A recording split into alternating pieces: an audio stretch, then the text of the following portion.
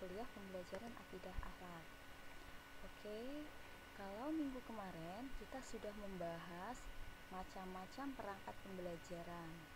Antara lain apa saja? Ada promes, prota, KKM, silabus, RPP, penilaian, dan sebagainya. Hari ini kita akan fokus bagaimana cara merencanakan pembelajaran. Perencanaannya seperti apa? Perencanaannya terangkum dalam RPP.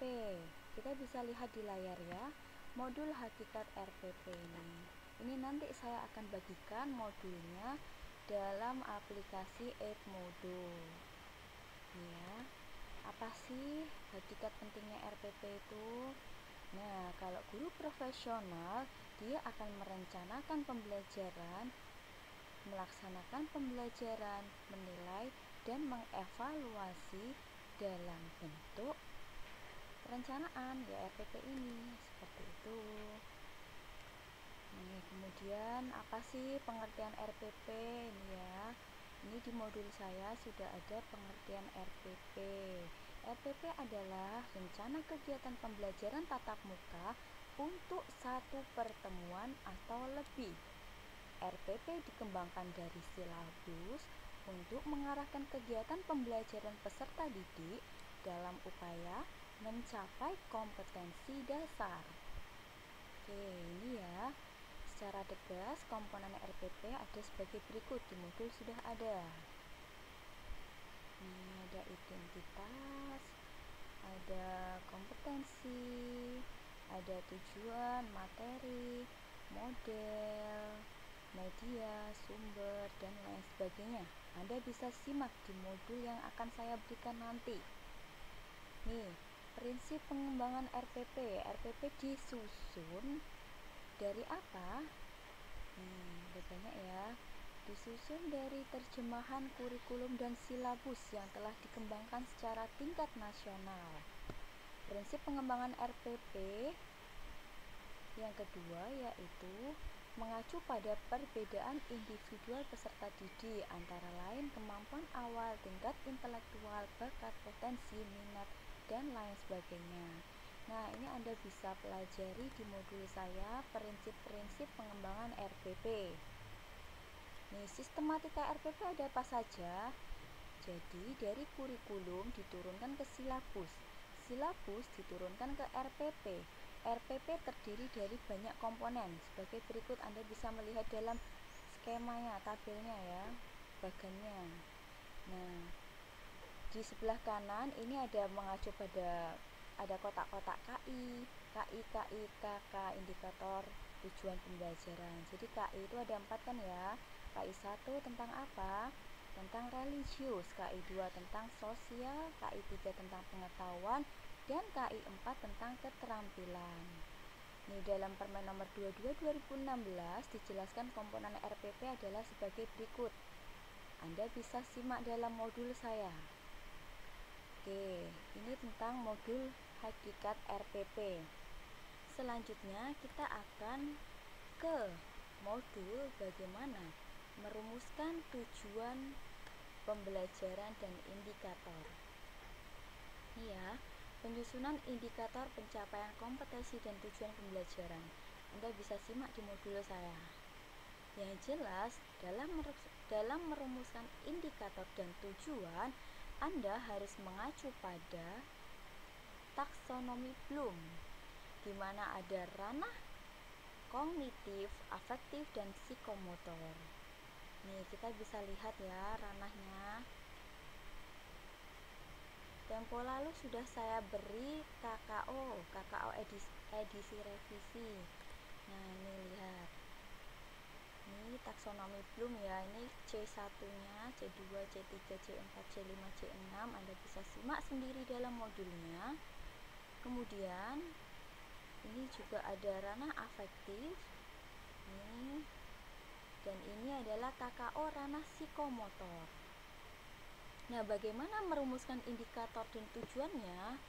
Oke, indikator dan tujuan itu dirumuskan berdasarkan konsep ABCD, audience, behavior, condition, dan degree. Audiens itu apa? Audiens adalah peserta didik. Sedangkan behavior itu berkaitan dengan KKO, kata kerja operasional yang akan ditentukan dalam merumuskan indikator. Ini.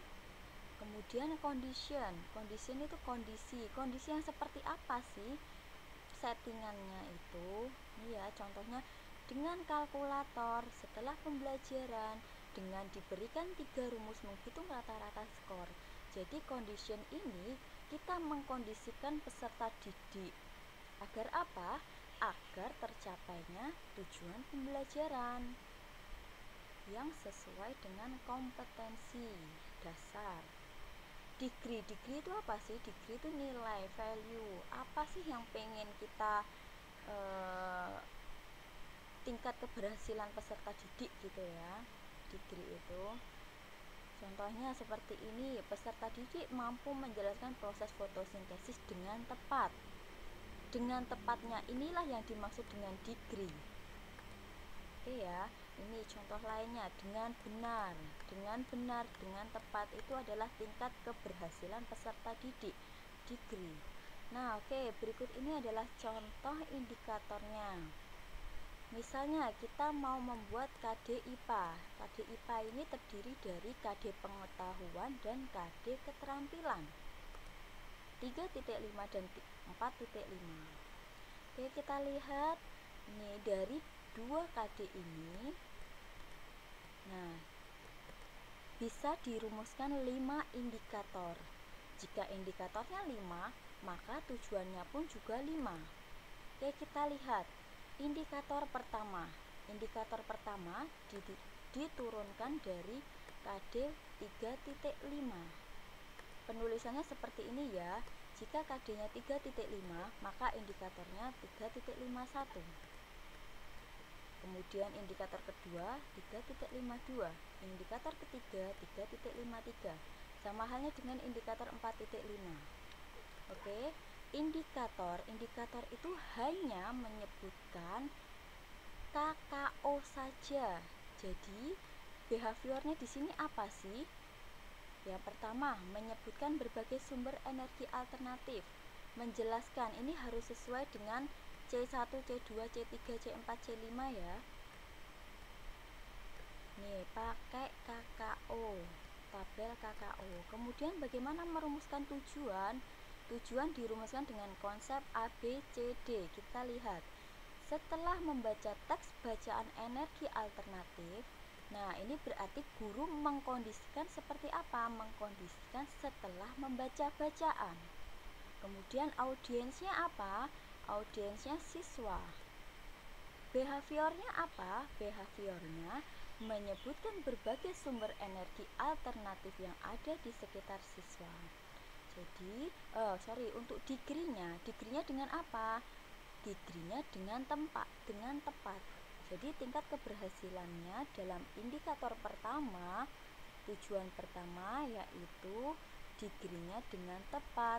Behaviornya dapat menyebutkan berbagai sumber energi alternatif. Audiensnya adalah siswa. Conditionnya adalah setelah membaca teks bacaannya. Sama halnya dengan tujuan yang kedua, ketiga, keempat, kelima. Nah, tujuan yang kelima, coba kita lihat degree-nya. Degree-nya adalah dengan kebenaran 80%. Bolehkah seperti ini? Boleh. Degree itu tergantung dari gurunya. Mau berapa sih degree-nya itu?